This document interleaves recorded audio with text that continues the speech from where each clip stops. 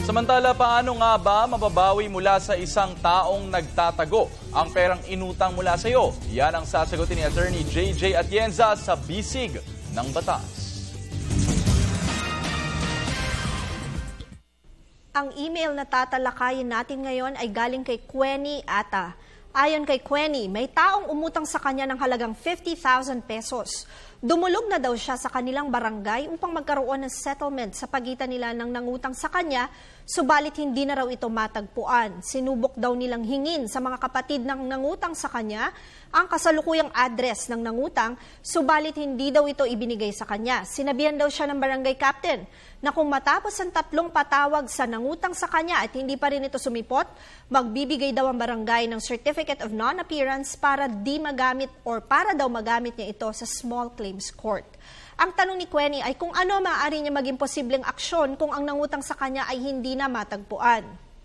Quenny, maaari mo itong i-file sa small claims court dahil ang halagang inutang sa iyo ay less than 100,000 pesos.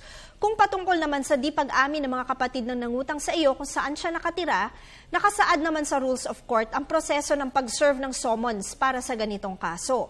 Ayon sa Section 6 ng Rule 14 ng Rules of Court, hanggat maaari ang summons ay dapat na ibigay sa mismong idedemanda at kung sakaling tumanggi itong tanggapin o pirmahan, maaari itong itender o iwan ng sheriff o process server sa kanya kahit na hindi na siya pumirma. Ayon naman sa Section 7 Rule 14, kung justifiable naman at hindi maibigay ng personal ang summons, maaaring iwan ang summons sa huling alam na tirahan nito sa pamamagitan ng isang taong nasa tamang edad at pag-iisip. O di naman kaya ay sa opisina o lugar kung saan siya nagtatrabaho sa pamamagitan naman ng isang taong in charge dito. Ang tawag dito ay substituted service of summons. Tandaan na ang aming opinyon ay limitado lamang sa mga impormasyong inyong ibinigay sa amin at maaari ito mag-iba depende pa sa karagdagan detalye. Malaya po kayo makalalapit sa inyong abogado. Patuloy po kayo mag-email sa PTV4newscenter@gmail.com. Attorney JJ Jimeno Atienza, ang inyong bisig ng batas.